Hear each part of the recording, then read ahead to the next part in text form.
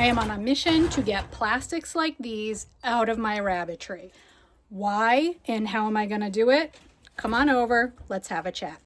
Okay, so what's the big deal for me with plastic in the rabbitry? Well, I think one of the points is obvious, as we can see from the destruction on these two pieces of equipment from the rabbitry, and that is one that, you know, you kind of go through a lot of this stuff over time with the rabbits chewing and wrecking things like rest mats and cage cups for feed and water. So, you know, it causes a pretty significant replacement issue. I mean, it takes a while for them to get to something like this, and some of them are worse than others. This mat came out of, I think, Yarrow's cage.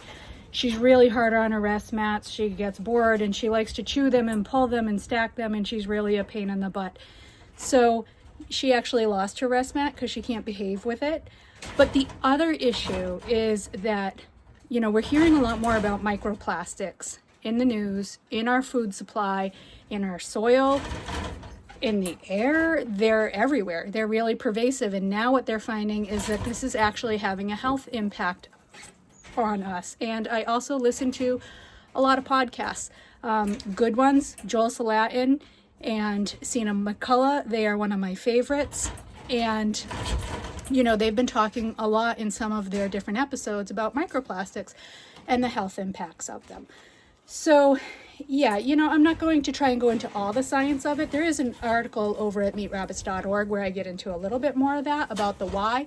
But more and more, just me personally, I've started to really notice, not just in the rabbitry, but in the house, everywhere, just the amount of plastic that's in our lives.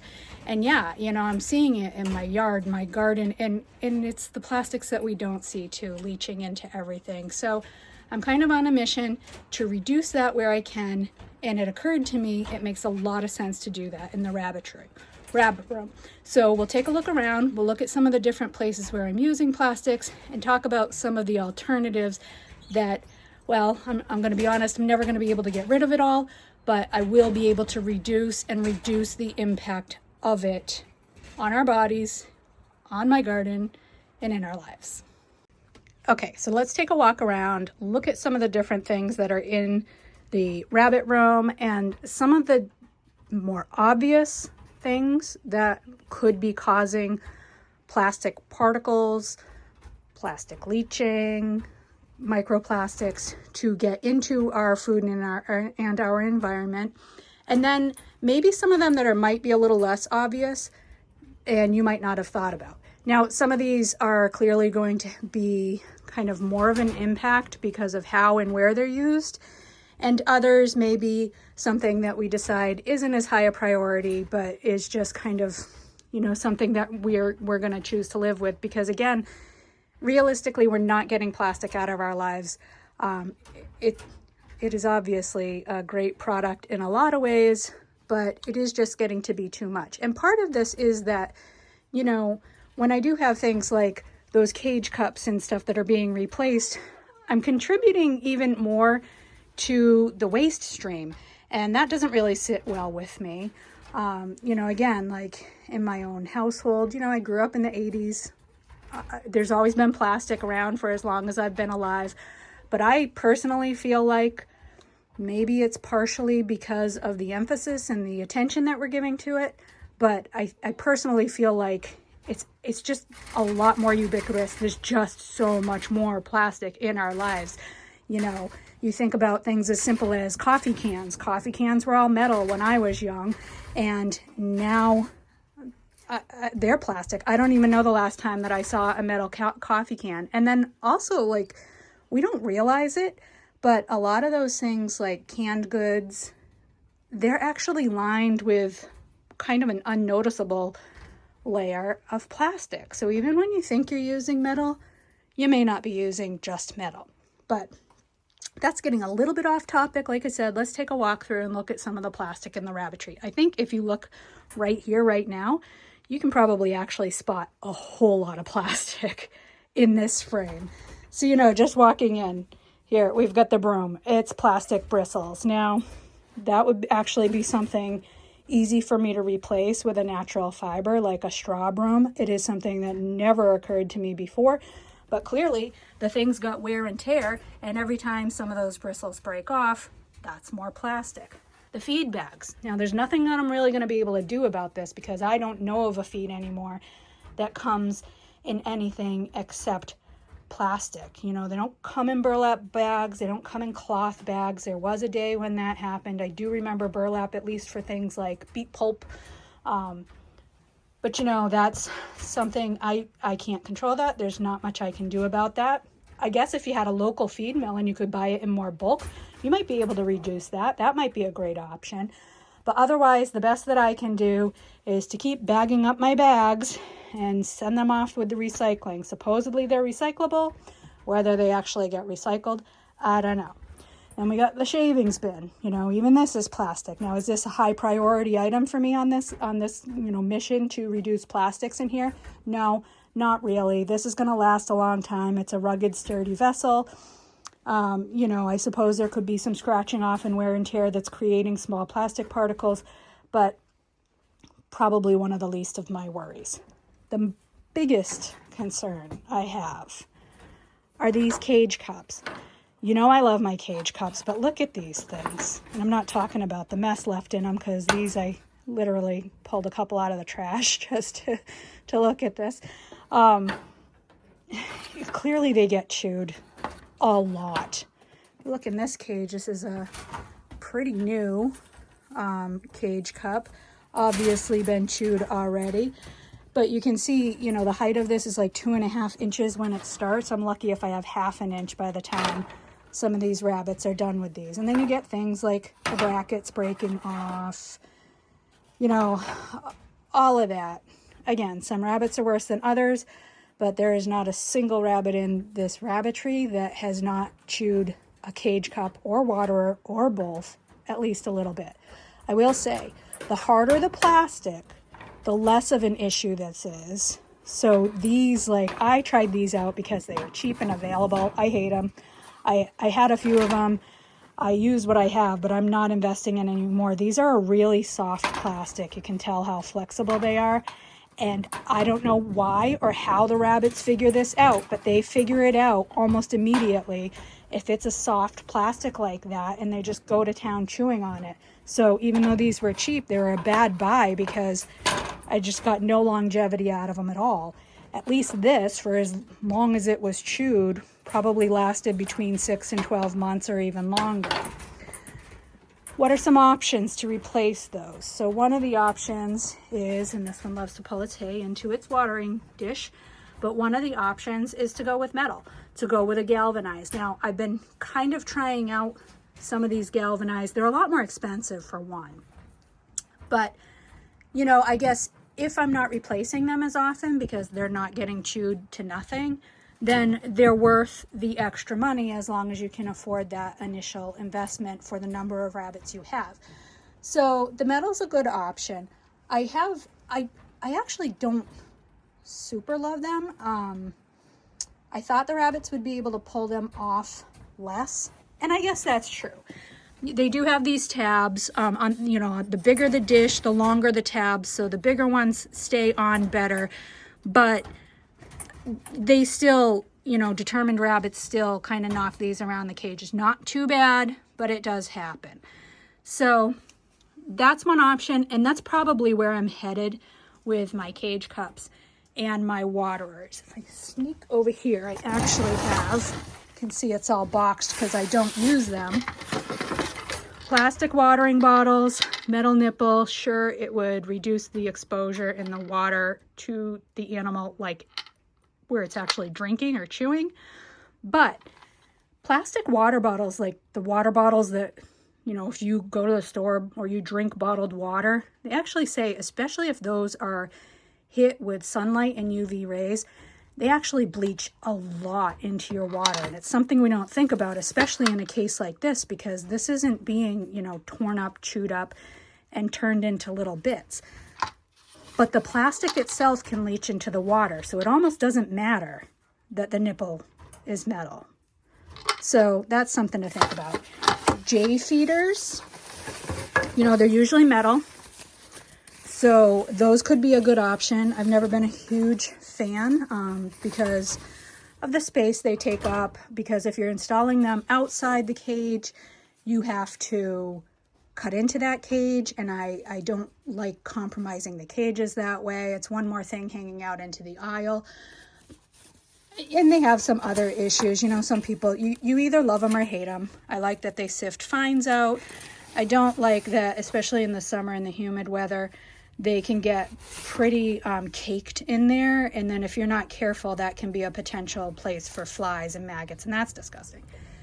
Again, a little bit aside, but it is a metal option. The other thing, if you're thinking about jay feeders as an alternative to like plastic cage cups, is that you want to be careful if they're coated or painted, because, you know, again, there's an opportunity for plastics and whatnot. I did actually do a little research, and it did say that, you know, some of the things that they use to galvanize metal and wire can have plastic polymers in it. So I think we have to largely go, you know, best of or least evils, the lesser of the two evils. And it's probably, you know, I would say that the metals are it. And they're not going to chew them the way that they chew into those plastics. But, you know, again, just to say we're probably not completely getting away with it. So now, you can talk about things like the hay racks. Now, obviously, we've seen in the video, I make these hay racks. They're cheap, they're easy, they go up. They're also not the top of my priority list because they're outside the cage, so they don't have really the opportunity to chew and scratch them and turn them into tiny plastic bits. But might be something to consider in the future if I can maybe do a wire basket style instead. And again, being cognizant of, is that coated with something? Is it dipped in some sort of vinyl or something like that? Which brings me to the cages themselves. So the Do More cages are powder coated. And if you look up powder coating is a powder made of plastic polymers. So again, not the highest priority, not my biggest worry, but it is an opportunity for exposure. Metal cages, on the other hand, would be a way around that, with that caveat that who knows what's in the galvanizing. But I do think, again, probably it would be to a lesser degree. The drop pans, you know, I have mostly plastic drop pans. I actually like the plastic better. You know, that was in the cage review. But so these are, obviously, it's more plastic in my life. Yes, over time you get some wear and tear, but actually these wear really well, probably to a much less degree than a lot of the other bigger offenders in this rabbit room. And we have the added benefit of the rabbits are not in direct contact with them. So again, not my biggest concern, but there are metal drop pans. That's an option. And then you get to those cage mats like we saw in the beginning. Depends on your rabbit. Now, just the use of them using them, their nails hitting them, scratching them. And some of them are harder plastics than others, so they probably wear a little better. But it is something that wears over time. And we're talking about microplastics. So we got to think about, you know, even the tall, maybe insignificant, not quite so noticeable, everything adds up. It's all a piece of the puzzle. But the bigger issue with the cage mats is that we get those rabbits that love to chew them. So like I said, Yarrow, she has had hers taken away because I would come up here and you would be amazed where she could put that thing. It was practically on the ceiling some mornings. So, you know, she decimated the thing. And then what happens is when she chews, it's down in the drop pan, it's down in the shavings. All of my waste goes into compost. It goes straight on my garden. It goes straight in my elderberry field. And then I'm dumping out little tiny flakes of plastic all over my garden and edible crops. So none of this is anything that I really want in my food source. So the more that I can reduce it, the better I can do. And then we've got, you know, Other less obvious things, cage tags. So the cage tags themselves, and yeah, definitely some of them get a nibble of them. For the most part, they're outside the cage and they're not a problem. But I do suggest maybe clipping off the zip ties and replacing them with the metal shower curtain rings.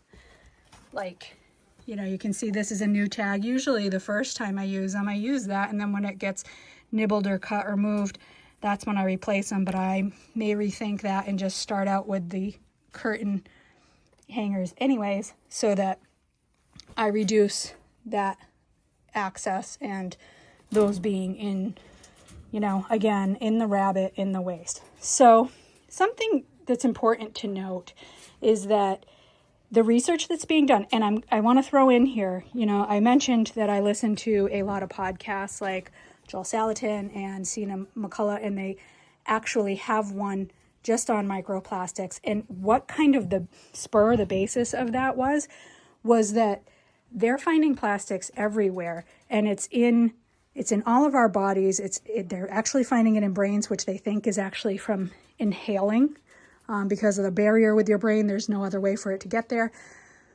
But it's in meats. There's a high concentration of it in beef, but it's all the kinds of meats. I didn't see rabbit on the list, but I'm sure that's because they're not testing rabbit meat, because it's not mainstream enough that it never makes the list when you say chicken, beef, pork.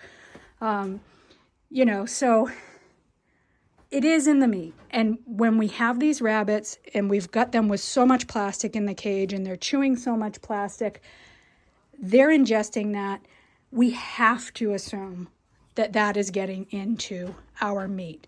We'll also say this, that a lot of the research that's been done, most of it's been done on animals, right? When we test, you know, dead carcasses, a lot of that is animal testing, except for, you know, some human people who have donated themselves to science. That's where they're finding some of this brain barrier stuff. They're testing animals. So it's clear that, yes, it's there. And if we've got a lot of plastic going through our animals, going through our rabbitries, we pretty much have to admit that that's in the meat. So I take this as one of those things where, you know, the same way that we raise our own meat because we want to know the source, we want to know how they were handled, we want to know that they're humane, we want a sustainable, affordable type of meat.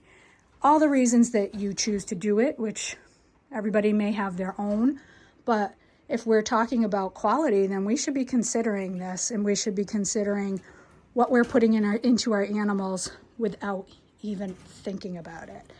So, you know, this is it. This is the beginning of my mission. Probably will come back to this subject along the way on other various days. You know, you can all let me know in the questions and comments what products you do and don't like to use in your rabbitry. Like I said, I'm probably going to attack first things like the cage cups. One, it's got one of the most obvious solutions, and I am leaning towards metal or these harder plastic. They're still a plastic, but they're so hard that they don't really chew them or scratch them up much. I don't get the damage on these that I get on those others. They also mount in the cage, so they're not something that's easy for them to throw around, chew, and play with. That's a little besides the point. The rest mats, that's probably going to be a little bit different of a solution for me. I've tried wood slabs in the past, untreated wood. It's an option, it works, but the thing is they don't stay put nice like this. They don't have the holes through them, so the droppings in urine don't fall through depending on your rabbit. You know, a lot of them will avoid defecating on it because that's their comfy spot, but not all of them. You know, and then actually tiles, like floor tiles, a lot of people use those, and they use those for the reason that they help them stay cool in the summer. But they are another rest option, so that might be something to explore.